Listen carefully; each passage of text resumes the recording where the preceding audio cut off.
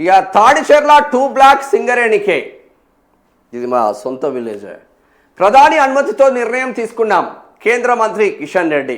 కొన్నాళ్ళుగా ఈ మైన్ను తెలంగాణకు కేటాయించాలని ప్రజాప్రతినిధులు కార్మిక సంఘాల విజ్ఞప్తి. ఖర్చులు తగ్గించి ఉత్పత్తి పెంచితేనే సింగరేణికి మనుగడ. కేంద్రం తరఫున అన్ని రకాల సహాయ సహకారాలు అందిస్తామని వెల్లడించిండ్రు. తాడిచెర్ల 2 బ్లాక్ను సింగరేణి క్యాలరీస్ కంపెనీ లిమిటెడ్కు కేటాయించినట్టు కేంద్ర బొగ్గు గనుల శాఖ మంత్రి కిషన్ రెడ్డి వెల్లడించారు. ప్రధాని నరేంద్ర మోదీతో చర్చించిన తర్వాత ఆయన అనుమతితో ఈ నిర్ణయం తీసుకున్నట్లు చెప్పారు.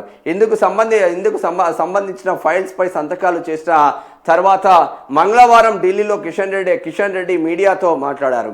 కొన్నాళ్ళుగా ఈ మైన్ను తెలంగాణకు కేటాయించాలని ప్రజాప్రతినిధులు కార్మిక సంఘాల నుంచి విజ్ఞప్తులు అందాయన్నారు. మాజీ ప్రధాని మన్మోహన్ సింగ్ హయాంలోనూ నాటి సీఎంలు, ఎంపీలు, ఎమ్మెల్యేలు, కార్మిక సంఘాలు, సింగరేణి యాజమాన్యం కూడా తాడిచెర్ల కావాలని డిమాండ్ చేశారని గుర్తు చేశారు. అలాగే పార్లమెంట్లోనూ తెలంగాణ ఎంపీలు అనేక సార్లు ప్రశ్నలు అడిగారని గుర్తు చేశారు.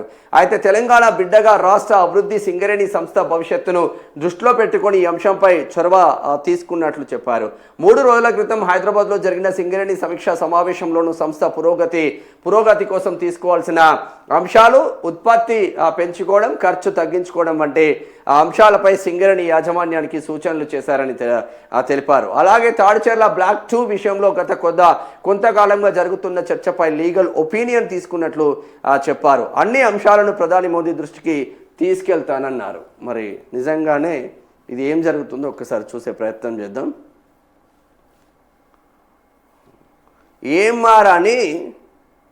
ఏ మహేశ్వర్ రెడ్డి అని ఒక ఆంధ్ర ప్రొడ్యూసర్కి ఇచ్చింది. ఆయన రాష్ట్ర అభివృద్ధిని ఆకాంక్షిస్తూ ప్రధాని మోదీ ఏ వేలం లేకుండా తాడిచెర్ల 2 బ్లాక్ను సింగరేణికి ఇచ్చేందుకు అనుమతి ఇచ్చారని తెలిపారు. కేంద్ర బొగ్గు గనుల శాఖ మంత్రిగా బాధ్యతలు స్వీకరించిన తర్వాత ఒడిశాలోని నైని బ్లాక్ కోసం ఆ రాష్ట్ర సీఎంతో మాట్లాడి సింగరేణికి ఇప్పించినట్టు చెప్పారు. దీంతో ప్రస్తుతం విజయవంతంగా నైని బొగ్గు గనిలో ఇప్పుడు బొగ్గు ఉత్పత్తి అవుతుందన్నారు. ఎలాంటి వేలం లేకుండానే కేంద్ర ప్రభుత్వానికి ఉన్న ప్రత్యేక అధికారాలతో సింగరేణికి తాడిచెర్ల 2 బ్లాక్ను నేరుగా కేటాయించినట్లు కిషన్ రెడ్డి స్పష్టం చేశారు. ఈ నిర్ణయంతో యాక్షన్ ప్రీమియర్ చెల్లింపు లేని కారణంగా సింగరేణి సంస్థకు కనీసం 2,550 కోట్లు మిగులుతుందని తెలిపారు. అంతేకాకుండా రాయల్టీ సహా వివిధ మార్గాల్లో తెలంగాణ ప్రభుత్వానికి దాదాపు 16,000 కోట్ల వరకు ఆదాయం సమకూరుతుందని వెల్లడించారు. ఇది సింగరేణిలో బొగ్గు ఉత్పత్తి పెంచేందుకు, సంస్థ ఆర్థిక పరిస్థితి మెరుగుపరిచేందుకు దోహదపడుతుందని చెప్పారు. తాడిచెర్ల 2 బ్లాక్ అత్యంత నాణ్యమైన G8 గ్రేడ్ క్వాలిటీ బొగ్గు గని.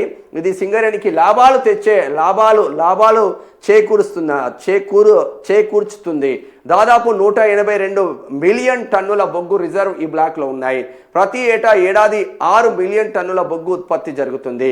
దాదాపు 40 నుంచి 50 ఏళ్ల పాటు ఈ గని నుంచి బొగ్గు ఉత్పత్తి జరుగుతుంది. అంటే ఈ బ్లాక్ ద్వారా మొత్తంగా 64,000 కోట్లకు పైగా రెవెన్యూ జనరేట్ కానున్నది. అంతేకాకుండా సుమారు 1,200 అదనపు ఉద్యోగాల కల్పన సాధ్యమవుతుంది.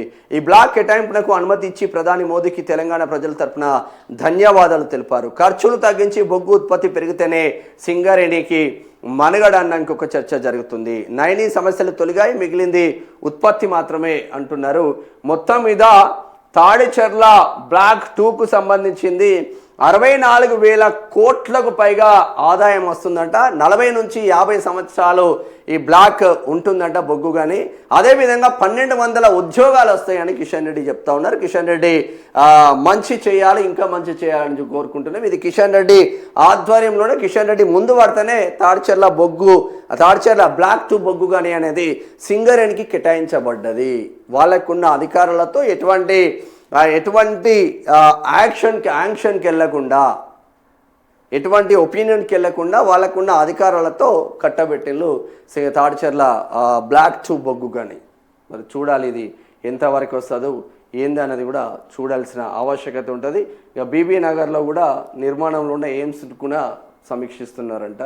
ఇది తాడిచెర్ల బ్లాక్ 2 సింగరేణికి అన్న ఇంకొక ఇష్యూ. మంచిదే, మంచి జరగాలని కోరుకుందాం.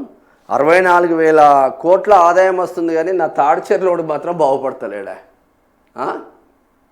గదే డ్రైవర్లు, గదే క్లీనర్లు, గదే జిమ్స్టిక్ బ్లాస్టింగ్ చేసే వాళ్ళు, గదే సెక్యూరిటీ గార్డులు, గిదే తాడిచెర్ల ఎంప్లాయీస్ అందరూ. ఏం మారాంచోడు ఏం చేసిండు ఇన్ని రోజులు అంటే కాకినాడ రాజమండ్రి నుంచి ఎంప్లాయీస్ని తెచ్చుకొని ఈడబెట్టిండు. వానికి ఏమైనా స్కిల్ ఉందంటే వానికి హిందీ రాదు, ఇంగ్లీష్ రాదు. ఇంకా ఆయనతో ఇంత మా వాళ్ళే బెస్ట్ తాడిచెర్ల వాళ్ళు. దొంగ సర్టిఫికెట్లు పెట్టుకొని అనేక మంది ఉద్యోగాలల్లో జాయిన్ అయ్యారంట. మన కథ ఏందో చూడాలి మొత్తం ఇక.